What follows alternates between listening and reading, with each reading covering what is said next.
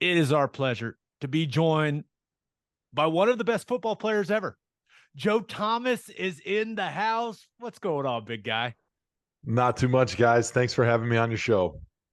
So we've got you on to preview the Super Bowl because you have really dove into the analyst game with your stuff when it comes to podcasting, stuff you do for NFL Network, all of that.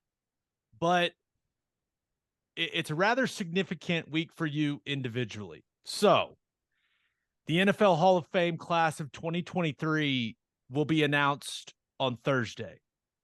You are on the ballot. We are recording this on Wednesday.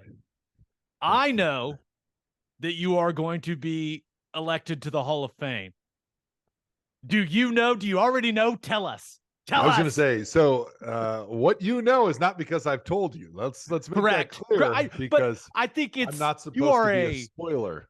You are a slam dunk first ballot Hall of Thank Famer, you. and everyone knows it.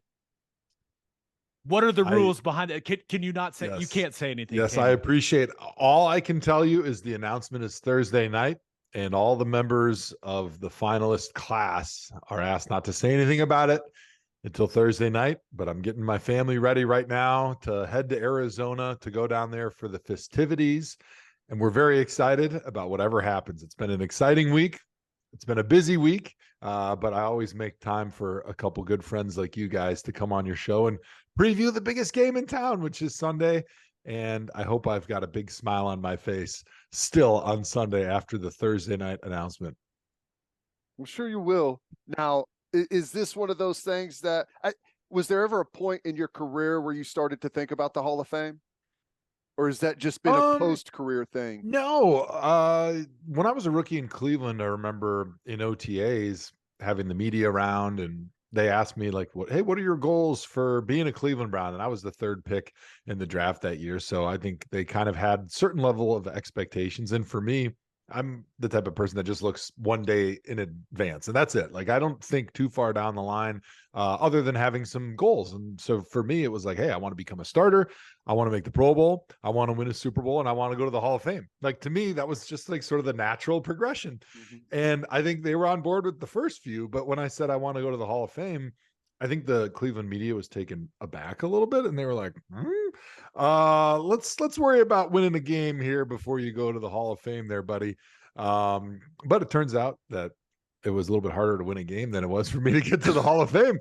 So it's kind of ironic how things shook out. But I would say during my career, I never really thought about it or stressed about it until year 10, when I was elected to my 10th straight Pro Bowl, which made me the first offensive lineman in history to achieve that mark to start their season or start their career. And then once I broke past 10,000 career consecutive snaps, which was an NFL record, I knew that those two things were going to be pretty hard to keep me out of the Hall of Fame once I had those on my resume. I know that you know already, and you can't tell us, and I respect it. I just imagine that Roger Goodell, like if you started talking about it, that you just get hit in the neck with a blow dart. Just what happened? What happened to Joe? But yes. Hypothetically speaking, all right, we'll do it.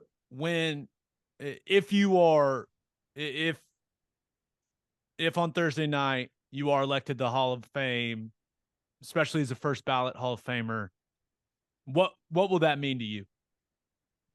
Well, being a first ballot Hall of Famer puts you in a special area within the Hall of Fame. And Deion Sanders has talked about it. And it's one of those things that you've heard players talk about in the last few years, a little bit more, especially after that big centennial class where they let more people in than they normally do.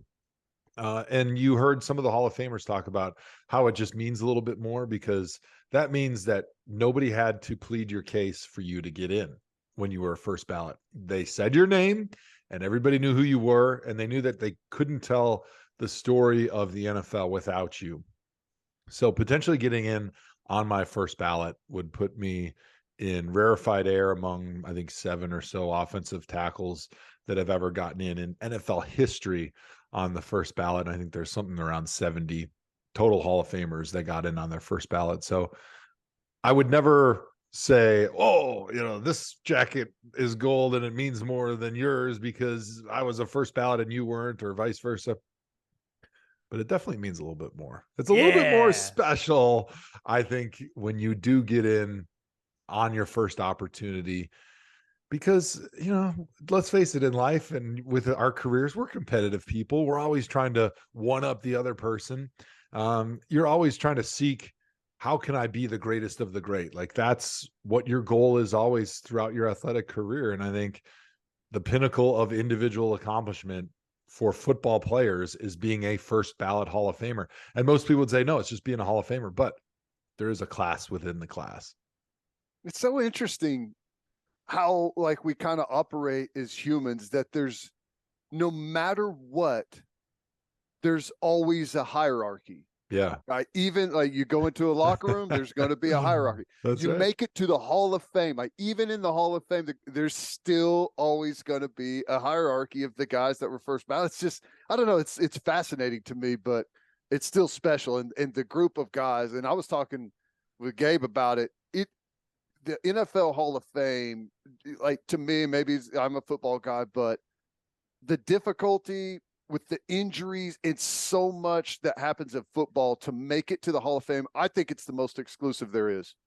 Yeah, and the hierarchy thing is funny because we're always like comparing ourselves, and to some of our detriment a little bit. Like human nature, when we make comparisons, I always say it's the thief of joy. Like, just enjoy being you and be the best version of yourself.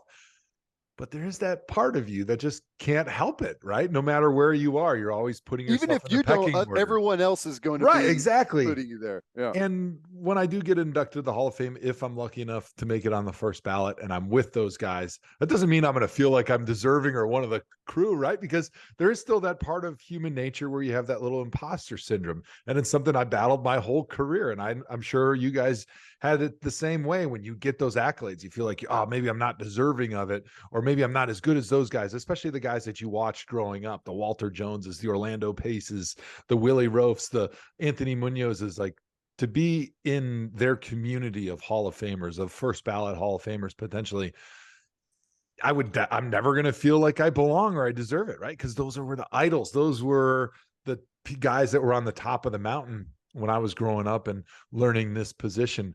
But yeah, just like being in the locker room, like you see the captain, the senior captain over there when you're in college, and you're looking at him, you're like, whoa, that dude's unbelievable. Like, I'll never be as great as him, or I'll never be as cool as him.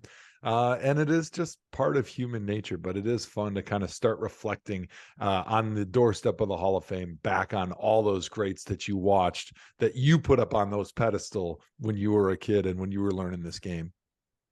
You're going to party so hard all weekend. I'm going to be so tired. My voice is going to be so shot on Monday when I come home. I'm going to be worthless for like 3 days. Oh, I'm hoping I can run into you, because Caroline and I are making the trip. So Fantastic. We're going to do waste management Saturday. We'll go to the game Sunday. Hopefully I can find you. It should be easy to spot you in that gold jacket. So it shouldn't be that hard to find.